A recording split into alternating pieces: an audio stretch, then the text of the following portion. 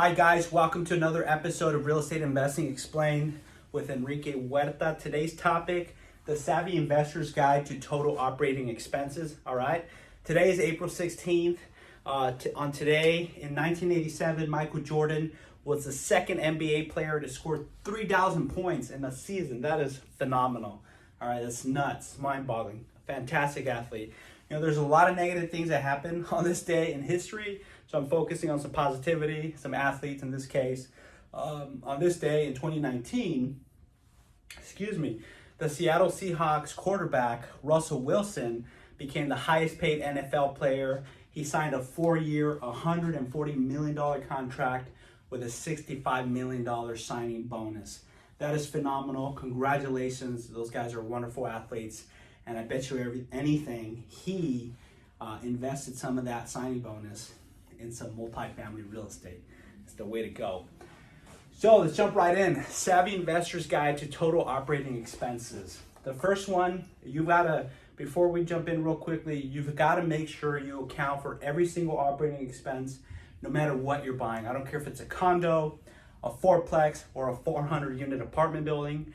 Every single one of these expenses will apply at one point in time, and you've got to account for every penny that goes out of that building and for every penny, as we discussed yesterday, that comes into the building. So you got to be a numbers person, pay attention. That's how money is made.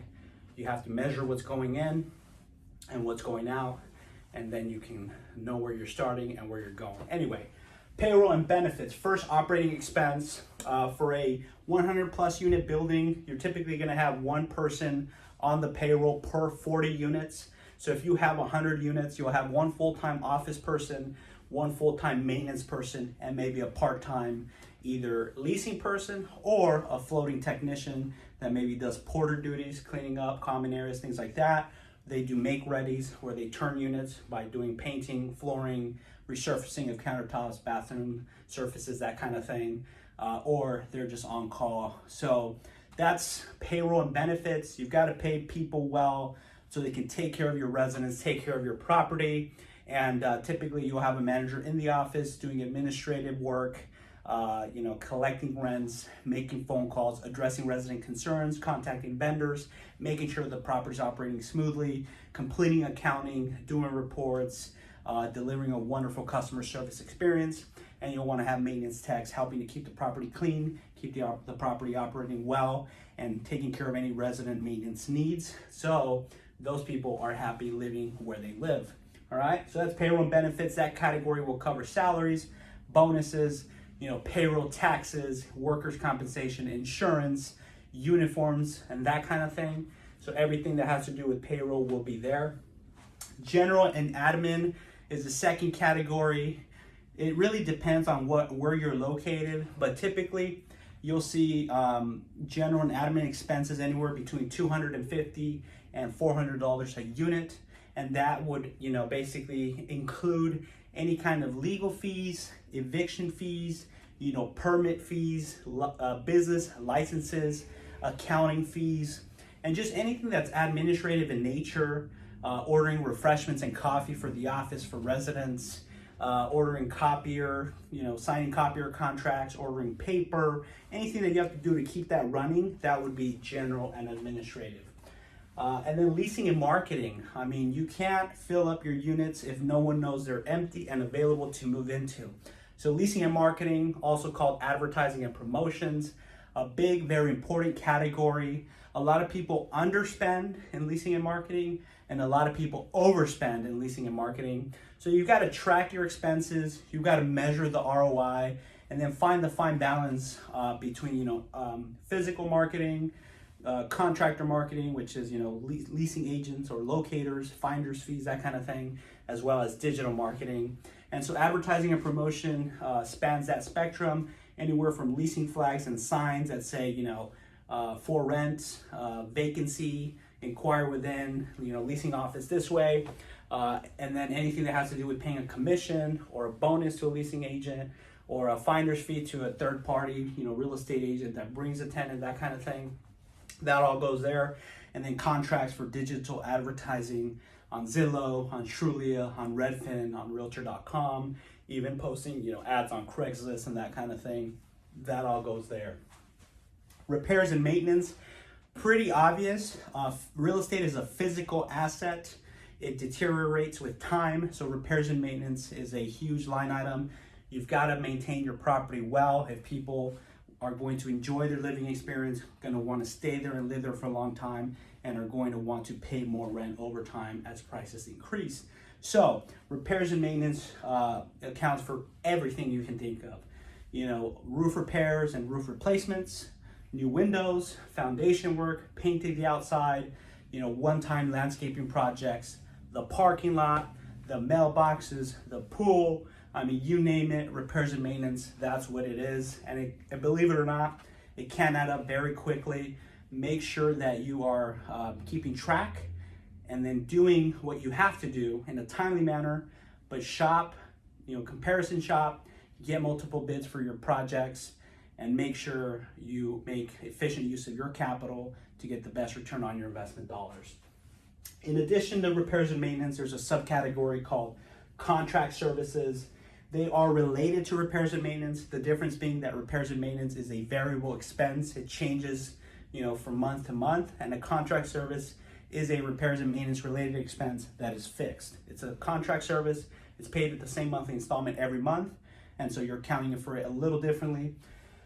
Security patrol, that's a big expense. You can also lump in cameras, monitoring service, alarms, you know, in addition to patrols, also security gates, if you add gates and that kind of thing, all that would go into security. Landscaping, you know, you have to mow the lawns, trim the bushes, trim the trees, plant flowers seasonally to make it look good, and replace, you know, the dead landscaping with new landscaping. There's a contract landscaping, and then there's one-time landscaping projects. Contracts would go here in contract services for monthly services. Repairs and maintenance would be one-time expenses. And if you were doing a value-add improvement plan, you would actually want to capitalize those expenses, which we'll talk about tomorrow. Pest control, no one likes bugs, roaches, mice, termites, any of that in their home. So you want to have pest control services that come on a weekly basis to the property. You'll pay for that. Valet trash, it's a newer concept. People, you know, obviously convenience is huge to everyone. It's 2020. Less and less do people want to haul their trash to a dumpster. So valet trash is a contract service that you can roll out at a community, and you pay for it on a monthly basis. You may be able to bill it back to residents, but it is an operating expense. And there's a trash can that's left at the front door of everyone's unit. They can fill that unit, and every evening the company will come, empty out those bins, and then the person can bring their trash can back inside once it's been cleared. That's valet trash. It's awesome. It's contract service. And then pool cleaning, obvious, you know, pool cleaning, pool maintenance, you know, for adding chemicals and that kind of thing, treatment, as well as pool repairs. That can be a contract service. And then common area maintenance. If you have a gym or a clubhouse, you know, the janitorial services to keep that clean. If you have a playground, making sure it's clear, clean, and orderly. If your pool area gets dirty, the grills have to be cleaned, so on and so forth. That's all CAM. You hire a contractor, a janitorial service, and they go on your contract services. And then you have another subsection of repairs and maintenance, turnover and make ready. A lot of people lump repairs and maintenance, contract services, and turnover make ready into one category. I think that's a mistake. Again, you know, variable expenses for usually the exterior of the property is what goes in repairs and maintenance in my experience. Contract services, recurring, you know, monthly installments for those services. And then turnover make ready is anything that has to do with the inside of a unit. So when someone moves out and someone moves in, you have two choices.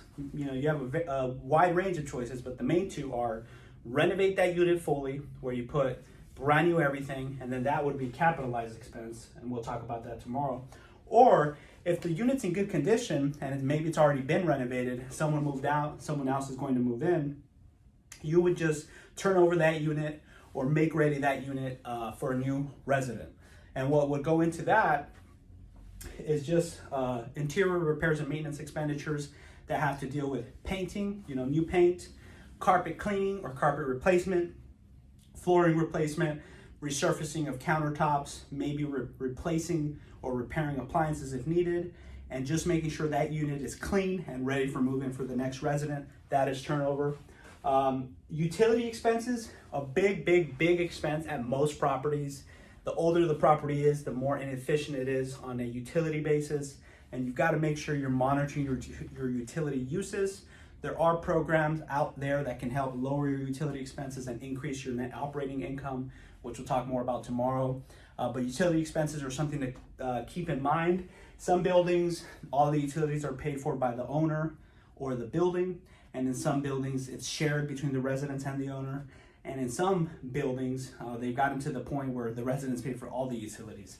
So you can add value in certain ways, but utility expenses are obvious: electricity, fuel or gas or oil, water and sewage expense, trash, and then other. Other would be like a utility billing fee, or sometimes you can pay for a bulk cable or internet contract. That's another utility expense. In my view, some people put it in administrative in general, but if I have a contract for that could be considered another utility, and that's where I would put that. Other than utilities, you have a property management fee. Always do not go cheap on property management.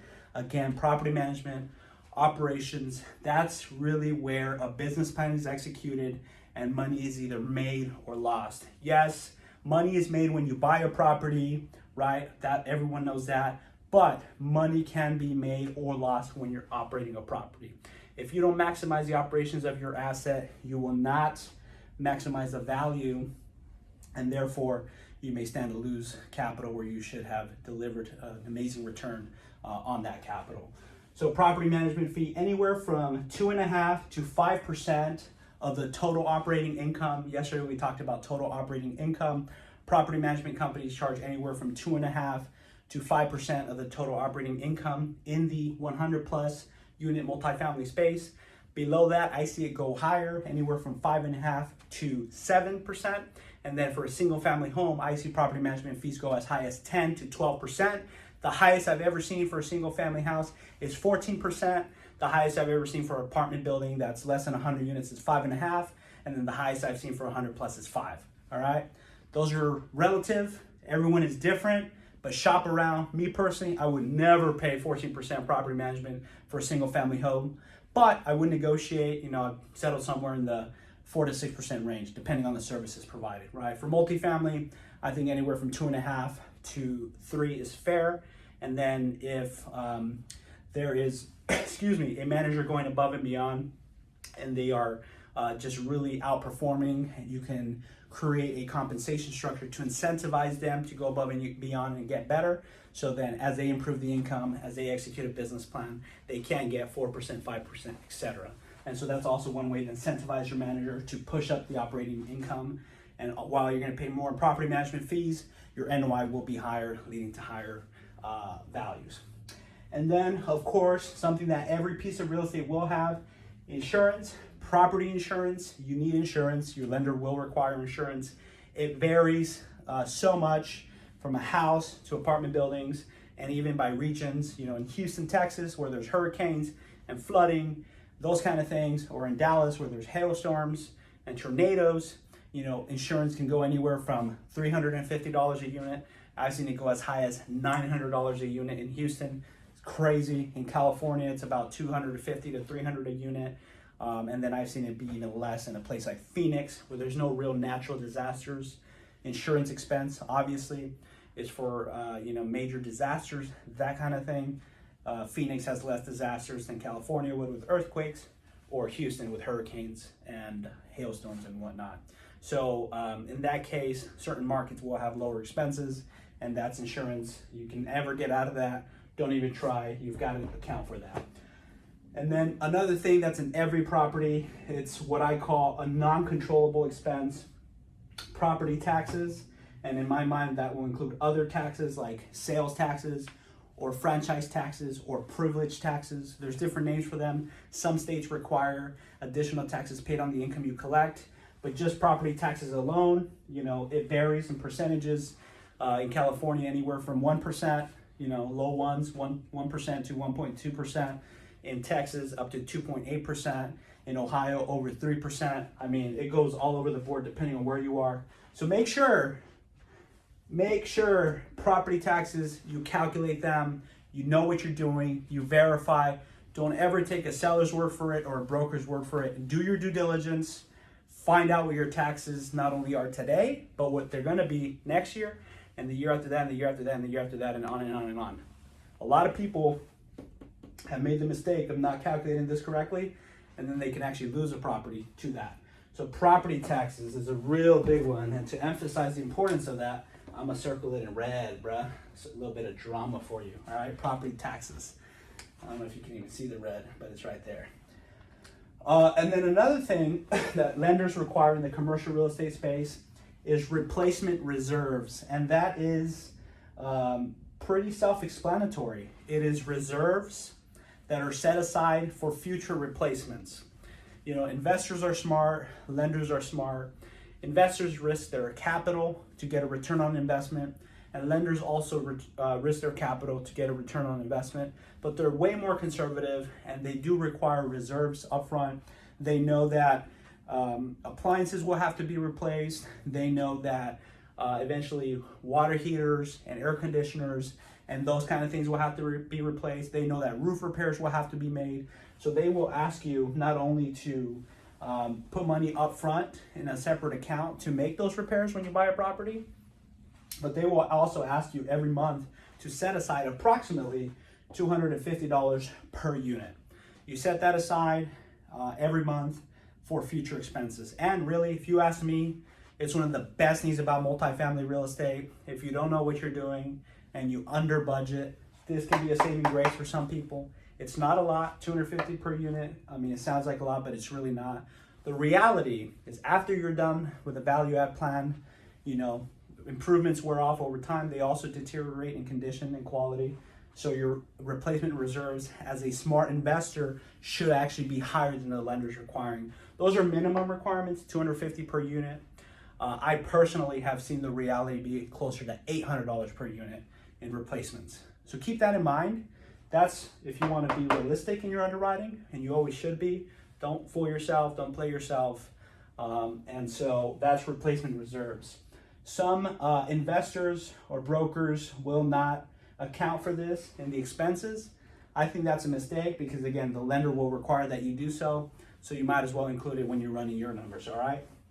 So those are your total operating expenses: payroll and benefits, general and admin, leasing and marketing, repairs and maintenance, contract services, turnover/make ready, utility expenses, property management fee, insurance, property taxes, and replacement reserves. If you have any questions, if you have a deal you want me to look at and you're not sure what your expenses should be, email me, enrique@enriquehuerta.com.